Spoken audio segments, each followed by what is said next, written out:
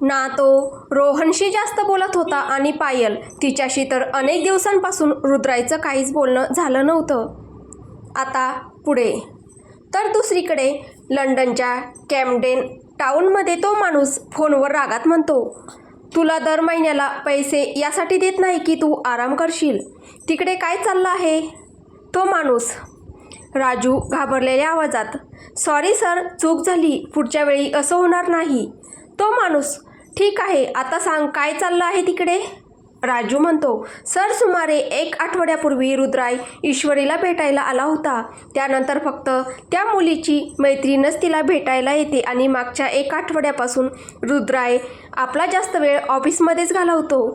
तो माणूस थोड्या उंच आवाजात म्हणतो, तुझं डोकं फिरलं आहे का. मी सांगितलं होतं ना तुला रुद्रायपासून दूर राहायला. माझ्या मनाईनंतरही तू त्याच्यावर नजर का ठेवत होतास. तुला त्यांच्याबद्दल काहीच माहिती नाही. जर त्यांना तुझ्याबद्दल कळलं तर तुझं काय करेल हे मलासुद्धा माहीत नाही. राजू म्हणतो, सर, मला वाटलं कदाचित तो काहीतरी करणार आहे म्हणून मी असं केलं. तो माणूस, ठीक आहे, तू एक काम कर, काही दिवसांसाठी तिथून कुठेतरी निघून जा, कारण जितकं मी त्यांना ओळखतो कदाचित त्यांना तुझ्यावर संशय आला असेल. राजू म्हणतो, सर, तुम्ही उगाच इतका विचार करत आहात. तो माणूस ओरडत, मी हवेत बोलत नाही आहे, समजलं का.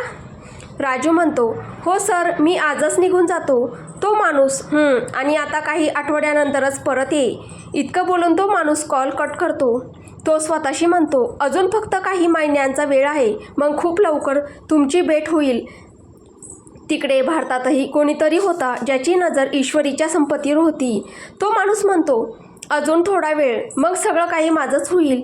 उद्याच्या नंतर सगळं काही बदलून जाईल. रात्रीपर्यंत ईश्वरी आपलं काम पूर्ण करते. ती विचार करत होती उद्या सगळं व्यवस्थित पार पडलं पाहिजे. ईश्वरी आनंदजींकडे येते आणि त्यांना म्हणते, काका, जेवण तयार आहे, चला जेवून घ्या. आनंदजी म्हणतात, नाही बाळा, मी घरी जात आहे, उद्या सकाळी पुन्हा येतो, तू स्वतःची काळजी घे. इतकं बोलून आनंदजी निघू लागतात. तेवढ्यात त्यांचा फोन वाजतो.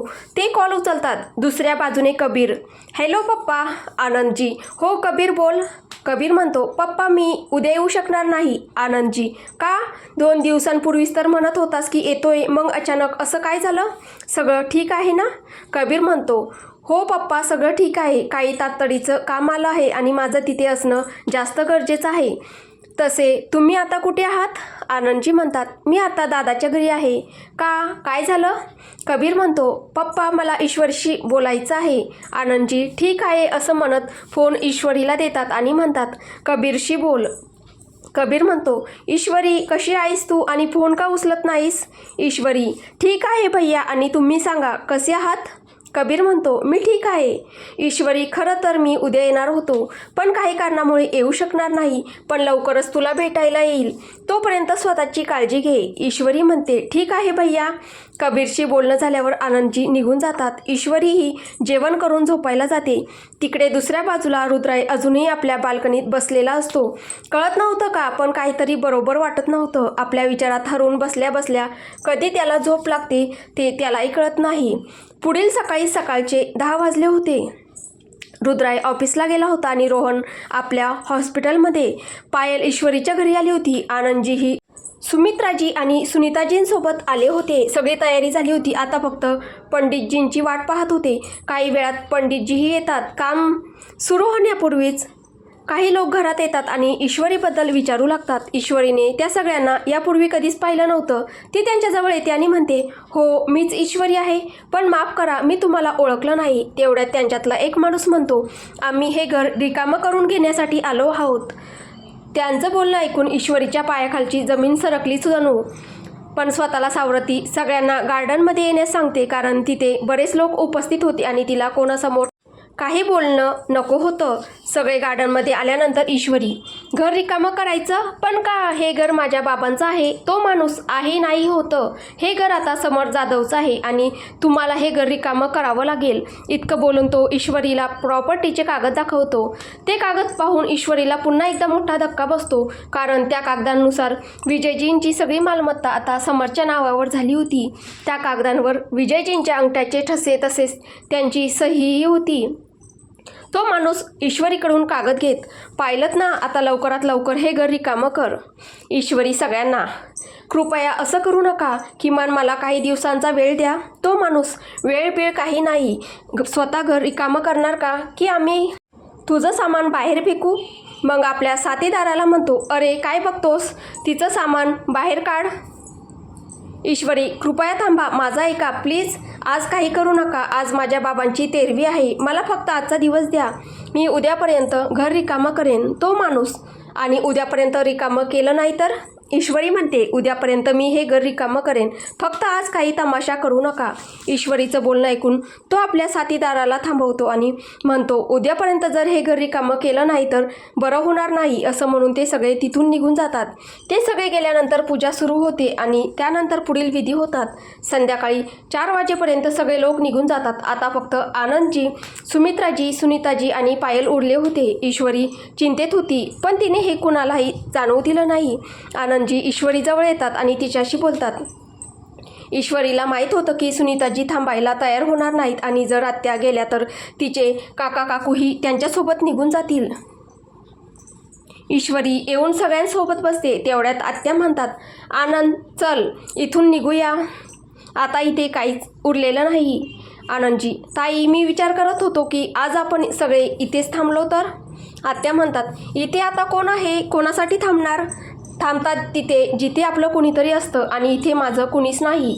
आनंदजी, ताई तुम्ही असं का म्हणत आहात, ईश्वरी तुमची भाची आहे आणि आता तिला आपल्या सगळ्यांची गरज आहे. आत्या म्हणतात, नाही मानत मी हिला माझी भाची, आणि जेव्हा माझा काही संबंधच नाही तर मी इथे थांबू शकत नाही. तुम्हाला थांबायचं असेल तर थांबा, मी तुम्हाला थांबवणार नाही. आनंदजी म्हणतात, ताई समजून घेण्याचा प्रयत्न करा. आपण ईश्वरीला अशी एकटी कशी सोडू शकतो, बिचारी कशी राहील. जरी काही असलं तरी ईश्वरी आनंदजींची भाची आहे, तिची काळजी त्यांनाही आहे, पण सुमित्राजींमुळे ते जास्त काही बोलू शकत नाहीत. ईश्वरी जी आतापर्यंत बसून ऐकत होती ती आता बोलते, काका तुम्ही सगळे जाऊ शकता, मी ठीक आहे. ईश्वरीचं बोलणं ऐकून आनंदजीही काही बोलत नाहीत. तेवढ्यात पायल म्हणते, आत्या तुम्ही ईश्वरीशी असं कसं बोलू शकता. ईश्वरी म्हणते, पायल तू शांत राहा, ही माझी आणि आत्याची गोष्ट आहे. तेवढ्यात सुनीताजी आनंदजींना निघायला सांगतात आणि आनंदजी बिचारे इच्छा असूनही ईश्वरीसाठी काही करू शकत नाहीत. थोड्याच वेळात सुमित्राजीही येतात आणि त्यांच्या येण्यावर सगळे तिथून निघून जातात. पायल अजूनही ईश्वरीकडे रागाने पाहत उभी असते. तिला असं पाहून ईश्वरी म्हणते, जाऊ दे पायल, यांच्याकडून काहीच मिळणार नाही. पायल म्हणते, तू स्वतःसाठी बोलायला कधी शिकणार. तुला चांगलंच माहीत आहे की आत्या तुझ्याशी चुकीचं वागतात, तरीही प्रत्येक वेळी मला शांत करतेस. इतकं चांगलं असणं योग्य नाही ईश्वरी. ईश्वरी म्हणते, पायल त्या माझ्यापेक्षा मोठ्या आहेत आणि त्यांना हक्क आहे. इतकं बोलून ईश्वरी आपल्या खोलीत जाते. पायल तिच्या मागे येते. ईश्वरी आपलं सामान भरायला लागते तेव्हा पायल विचारते, ईश्वरी तू कुठे जाणार आहेस. ईश्वरी म्हणते, माहीत नाही कुठे जाईन, पण आता मला हे घर सोडावं लागेल. पायल आश्चर्याने, घर सोडावं लागेल का. मग ईश्वरी तिला सगळी गोष्ट सांगते की आता हे घर समरच्या नावावर झालं आहे. तेव्हा पायल विचारते, काकांनी हे घर जर समरच्या नावावर केलं असतं तर तुला सांगितलं असतं. हा समर नक्कीच खोटं बोलत आहे. ईश्वरी म्हणते, नाही मी स्वतः कागद पाहिले आहेत, ते कागद खोटे नाहीत, म्हणूनच आता हे घर त्याचं झालं आहे. पायल ईश्वरी समोर येत, तू इतक्या सहजपणे सगळं कसं सोडू शकतेस ईश्वरी, यावर तुझा हक्क आहे. ईश्वरी म्हणते, जाऊ दे पायल, मला आता इथे राहायचंही नाही. पायल म्हणते, मग आता तू कुठे जाणार आहेस, काही विचार केला आहेस का. ईश्वरी म्हणते, एखादी नोकरी शोधेन आणि भाड्याने खोली घेईल. पायल म्हणते, नोकरी मिळेपर्यंत काय करशील, कुठे राहशील. ईश्वरी काहीच बोलत नाही. तेव्हा पायल तिला म्हणते, जोपर्यंत तुला नोकरी मिळत नाही तोपर्यंत तू माझ्यासोबत राहशील. ईश्वरी काही बोलणार असते तेवढ्यात पायल म्हणते, काहीही बोलायचं नाही, समजलं ना तुला, कुठे दुसरीकडे भाड्याने राहण्यापेक्षा माझ्यासोबत राहा. मग वातावरण हलकं करण्यासाठी म्हणते, फुकट राहू नकोस, फक्त जेवण बनवायचं काम कर. पायलचं बोलणं ऐकून ईश्वरी तिला मिठी मारते. पायलही तिला घट्ट धरून ठेवते. ईश्वरी म्हणते, खूप खूप धन्यवाद यार, तू माझी किती मोठी मदत केली आहेस हे मी सांगूही शकत नाही. पायल म्हणते, चल बस झालं आता, एक कॉफी दे ना यार. ईश्वरी तिच्यापासून दूर होते आणि म्हणते, तू बस, मी आताच घेऊन येते. ईश्वरी किचनमध्ये जाताच पायल तिच्या मागे जाते. ईश्वरी कॉफी बनवायला लागते तेव्हा पायल तिला म्हणते, ईश्वरी एक गोष्ट सांगू. ईश्वरी म्हणते, हो सांग ना, काय झालं. पायल म्हणते, ईश्वरी तू जितकं रुद्राई भावाला चुकीचं समजतेस तो तितका वाईट नाही. ईश्वरी म्हणते, बरोबर म्हणालीस पायल, तो माझ्या विचारांपेक्षाही जास्त वाईट आहे. पायल म्हणते, ईश्वरी आज तू माझ्या भावाला चुकीचं समजतेस, पण एक दिवस तुला समजेल की तो वाईट नाही. थोडी उदास होत, ईश्वरी तुला खरंच माझ्या भावासोबत असुरक्षित वाटतं का. ईश्वरी काही बोलत नाही, पण तिची शांतता सगळं सांगून जाते. पायल म्हणते, माहिती आहे का ईश्वरी, त्या दिवशी तुझ्या बोलण्यामुळे भावाला खरंच खूप वाईट वाटलं होतं, कारण तू अप्रत्यक्षपणे त्याच्या चारित्र्यावर प्रश्न उपस्थित केला होता. पण काही हरकत नाही, मला माहिती आहे की जेव्हा तू त्याला समजून घेशील त्या दिवशी तुला त्याच्यासोबत सगळ्यात जास्त सुरक्षित वाटेल. ईश्वरी काहीच बोलत नाही, फक्त कॉफीचा कप तिच्याकडे पुढे करते. पायल समजते की ईश्वरीला या विषयावर बोलायचं नाही. थोड्या वेळाने पायल म्हणते, तू तुझं सामान भरलं का. ईश्वरी म्हणते, हो. पायल तिला म्हणते, आपण उद्या सकाळीच इथून निघू. ईश्वरी तिच्याकडे पाहते तेव्हा पायल म्हणते, ईश्वरी तू तुझं घर परत मिळवण्यासाठी केस का करत नाहीस. ईश्वरी म्हणते, कशी करू केस, आतापर्यंत जो काही खर्च झाला तो बाबांच्या सेव्हिंगमधूनच झाला, पण आता मी त्यातूनही काही घेऊ शकत नाही. माझ्याकडे माझी स्वतःची थोडीच बचत आहे आणि सध्या माझ्याकडे नोकरीही नाही. पायल म्हणते, ईश्वरी तू खर्चाची काळजी का करतेस, जर तू केस करणार असशील तर मी तुझी मदत करेन ना. ईश्वरी म्हणते, नाही पायल, मला माहिती आहे तू माझी मदत करशील, पण तू आधीच माझी खूप मदत केली आहेस, मी तुझ्याकडून अजून मदत घेऊ शकत नाही. आज नाही तर उद्या सगळं ठीक होईल. पायलला ईश्वरीबद्दल माहिती होतं की ती खूप स्वाभिमानी आहे, ती तिची मदत घेणार नाही, म्हणून पायलने पुन्हा प्रयत्न केला नाही. ईश्वरी किचनमध्ये जाऊन जेवणाची तयारी करायला लागते. पायल तिच्याकडे येते आणि म्हणते, ईश्वरी आज डिनर बनवायचा मूड नाही, तू ये, बसूया, थोड्या वेळाने मी पास्ता बनवते. ईश्वरीलाही तिचं बोलणं पडतं, त्यामुळे तीही येऊन बसते. सुमारे 10 वाजता पायल पास्ता बनवून आणते. त्यानंतर दोघीही पास्ता खाऊन झोपायला जातात. तर तिकडे दुसऱ्या बाजूला रुद्राही घरी आला होता. तो जेवण करून थेट आपल्या खोलीत जातो आणि लॅपटॉपवर काम करू लागतो. थोड्या वेळ काम केल्यानंतर सुमारे 11:30 वाजता तो झोपायला जातो. पुढील सकाळी रुद्राय नेहमीप्रमाणे आपल्या वेळेवर उठतो. मग फ्रेश होऊन मंदिरात जातो. मंदिरातून बाहेर आल्यानंतर रुद्राय लक्ष्मीजींना फोन करतो आणि सांगतो की तो ऑफिसला जात आहे. सुरुवातीला लक्ष्मीजी थोडं रागावतात, पण रुद्राय त्यांना कामाचं कारण सांगून समजावतो आणि ऑफिसला निघून जातो. तिकडे दुसऱ्या बाजूला ईश्वरी आपलं सामान घेऊन पायलच्या घरी शिफ्ट होण्यासाठी निघणार होती. सकाळचे 11 वाजले होते. ईश्वरी आणि पायल दोघीही कॅबची वाट पाहत होत्या.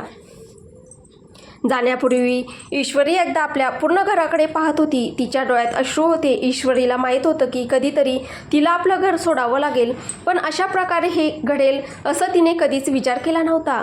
तिला रडताना पाहून पायल तिच्याकडे येते आणि म्हणते, प्लीज ईश्वरी रडू नकोस. आज जरी तुला हे घर सोडावं लागत असेल तरी खूप लवकर आपण मिळून हे घर समरकडून परत घेऊ आणि त्या दिवशी हे घर पुन्हा तुझंच असेल. ईश्वरी तिच्या गळ्यात पडते आणि रडत म्हणते, पायल का होतंय हे सगळं माझ्यासोबत. जेव्हा जेव्हा मला वाटतं की आता सगळं ठीक होईल तेव्हाच माझ्या आयुष्यात एक वादळ येतं आणि सगळं उद्ध्वस्त होतं. पायल तिला शांत करते आणि म्हणते, खूप लवकर सगळं ठीक होईल, आता आपण निघायला पाहिजे, कॅब आली आहे. मग ईश्वरी आणि पायल दोघीही कॅबने पायलच्या घरी येतात. घरी आल्यानंतर पायल तिला तिची खोली दाखवते. ईश्वरीची खोली दुसऱ्या मजल्यावर होती. पहिल्या मजल्यावर रोहनची खोली, किचन आणि वॉशरूम होतं. पायलची खोली जिन्याजवळ होती आणि ईश्वरीची शेवटी. पायल कॉफी बनवायला जाते. ईश्वरी आपलं सामान खोलीत ठेवून पायलकडे येते. तिकडे जेव्हा समरला कळतं की ईश्वरीने घर रिकामं केलं आहे तेव्हा त्याचा आनंद गगनात मावत नाही. तो आपल्या खोलीत आनंदाने ओरडत म्हणतो, फायनली जे मला हवं होतं ते झालंच. मग थोडा वेळ थांबून, नाही, अजून काही काम बाकी आहे जे मला करायचं आहे. तिकडे दुसऱ्या बाजूला ईश्वरी पायलला म्हणते, पायल आज माझा एक इंटरव्ह्यू आहे. त्या दिवशी जेव्हा मी गेले होते तेव्हा त्यांनी काही दिवसांनी यायला सांगितलं होतं, म्हणून आज जाऊन पाहते, कदाचित काहीतरी जुळून येईल. पायल म्हणते, किती वेळ लागेल. ईश्वरी सांगते, संध्याकाळी 6-7 वाजेपर्यंत परत येईन. पायल ईश्वरीला कॉफी देते. काही वेळात दोघीही कॉफी पिऊन आपापल्या कामासाठी निघून जातात. तिकडे दुसऱ्या बाजूला रुद्राय आपल्या केबिनमध्ये बसला होता. त्याचं मन अस्वस्थ होतं. वारंवार त्याला ईश्वरी आणि पायलची आठवण येत होती.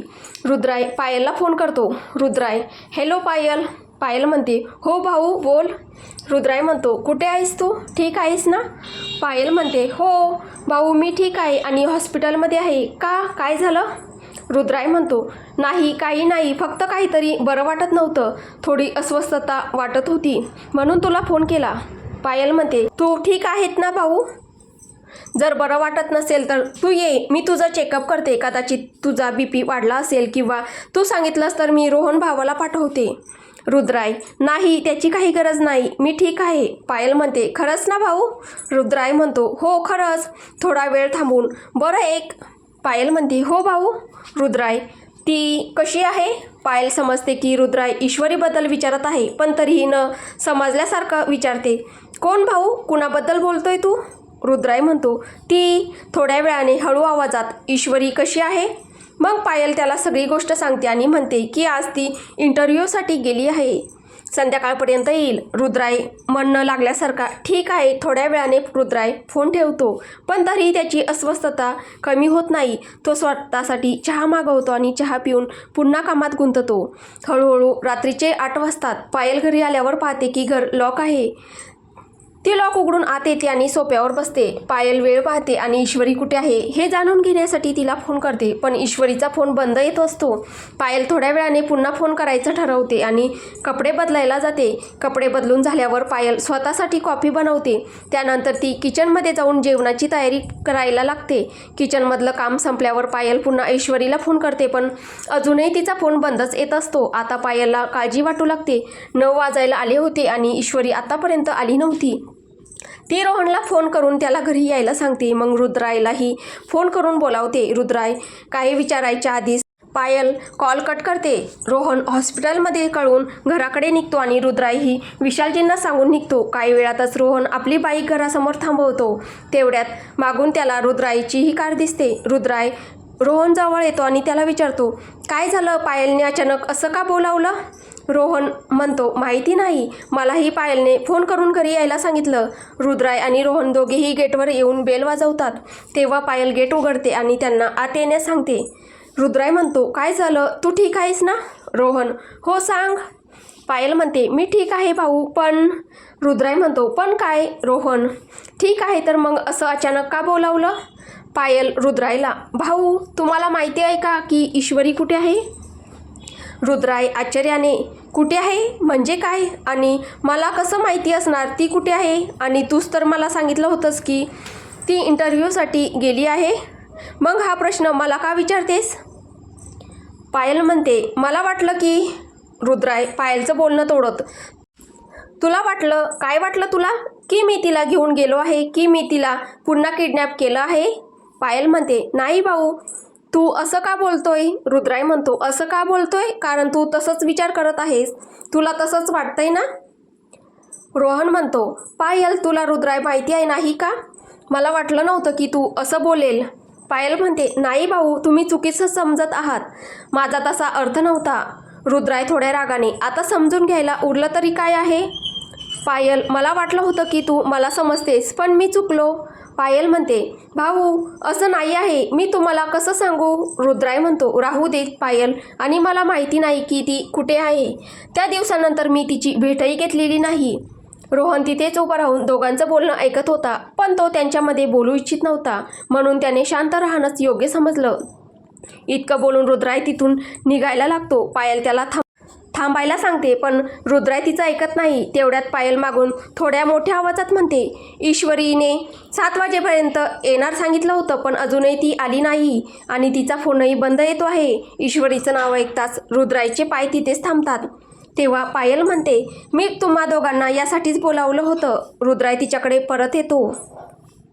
पायल म्हणते, भाऊ मला तुझ्यावर विश्वास आहे. मी तुला फक्त विचारत होते की कदाचित तुला काही माहिती असेल. रोहन म्हणतो, कदाचित ती कुठेतरी गेली असेल आणि फोन बंद झाला असेल.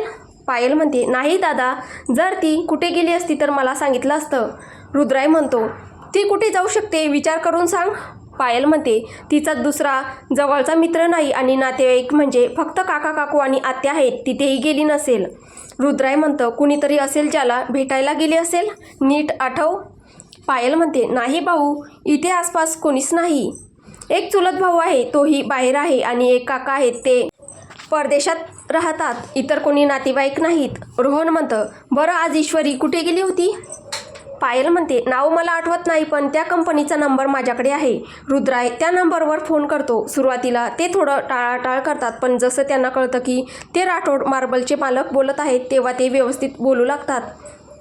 रुद्राय त्यांना ईश्वरीबद्दल विचारतो तेव्हा त्याला कळतं की ईश्वरी तर दुपारी 3 वाजण्यापूर्वीच निघून गेली होती, कारण ती नोकरी दुसऱ्या कोणाला मिळाली होती. फोन कट केल्यानंतर पायल त्याच्याकडे इशाऱ्याने विचारते तेव्हा रुद्राय म्हणतो ते म्हणाले ती 3 वाजण्यापूर्वीच निघून गेली होती. पायल म्हणते आता काय करायचं भाऊ? रोहन म्हणतो आपण आधी तिच्या काकांच्या घरी जाऊन विचारलं पाहिजे. रुद्राय म्हणतो हो हे बरोबर आहे. जर ईश्वरी तिथे नसेल तर आपण तिचा नंबर ट्रॅक करू. पायल रुद्रायला ईश्वरीचा नंबर आणि तिच्या काकांच्या घराचा पत्ता देते. रुद्राय आणि रोहन दोघेही रुद्रायच्या कारने ईश्वरीच्या काकांच्या घराकडे निघतात. रोहन आपल्या घड्याळात वेळ पाहतो. रात्रीचे 9:30 वाजले होते. काही वेळातच ते दोघे तिथे पोहोचतात. रुद्राय दरवाजावर टकटक करतो. ईश्वरीचे काका दरवाजा उघडतात. आनंदजी हो तुम्ही कोण? रुद्राय म्हणतो ईश्वरी आहे का? आनंदजी तुम्ही दोघं कोण आहात? आधी ते सांगा. रुद्राय म्हणतो आम्ही दोघं पायलचे भाऊ आहोत. आता सांगा ईश्वरी इथे आहे का? आनंदजी म्हणतात ईश्वरी तिच्या घरी असेल, इथे नाही आहे. रुद्राय म्हणतो घरी असेल? तुम्हाला माहिती नाही का की विजयजींची सगळी मालमत्ता समरच्या नावावर झाली आहे आणि तुम्ही ईश्वरीला शेवटचं कधी भेटलात? आनंदजी म्हणतात हे सगळं कधी झालं आणि ईश्वरीने मला याबद्दल काही सांगितलं नाही. रुद्राय म्हणतो आता या सगळ्या गोष्टींचा वेळ नाही, तुम्ही फक्त सांगा तुम्ही तिला शेवटचं कधी भेटलात? आनंदजी म्हणतात काल भेटलो होतो, पण तुम्ही हे सगळं का विचारत आहात? रुद्राय सांगतो कारण ती अजूनपर्यंत घरी आलेली नाही आणि तिचा फोनही बंद आहे म्हणून. आनंदजी म्हणतात काय अजूनपर्यंत घरी आलेली नाही? असं कसं होऊ शकतं? चला मीही तिला शोधायला येतो. तेवढ्यात मागून सुनीताजी म्हणतात कुठे जायची काही गरज नाही, कुठेतरी तिच्या एखाद्या प्रियकराला भेटायला गेली असेल, सकाळपर्यंत येईल. आत्याचं बोलणं ऐकून रुद्रायचा राग अनावर होतो. तो संतापाने म्हणतो तुम्हाला लाज वाटत नाही का असं बोलताना? ती कुठे फिरायला गेली नाही, कदाचित ती कुठल्या अडचणीत आहे. सुनीताजी म्हणतात एकदा आधीही तिने असंच केलं होतं, कोण जाणे कसं चारित्र्य आहे तिचं. आत्या पुढे काही बोलणार तेवढ्यात रुद्राय रागाने ओरडत म्हणतो बस खूप झालं तुमचं, तुम्ही माझ्यापेक्षा मोठे आहात म्हणून मी आदर ठेवतोय, नाहीतर दुसरा कोणी असता तर इथवर पोचलाच नसता. आत्यांना ही गोष्ट सहन होत नाही. त्या दात ओठ खात म्हणतात तुझं तिच्याशी कोणतं नातं आहे जो तू एवढा रागावत आहेस की तूही तिच्यासोबत? आत्या पुढे बोलणार इतक्यात आनंदजी म्हणतात बस करा ताई, कशा प्रकारच्या गोष्टी बोलत आहात? इतकं बोलून आत्या रागाने तिथून निघून जातात. तर आता पुढे काय होईल हे आपल्याला पुढच्या भागात पाहायला भेटेल. तुम्हाला ही कथा कशी वाटते आहे कमेंटद्वारे नक्की कळवा. कथा आवडत असेल तर व्हिडिओला लाईक करा, शेअर करा. कथेचे पुढील भाग ऐकण्यासाठी आपल्या चॅनलला सबस्क्राईब करा. धन्यवाद.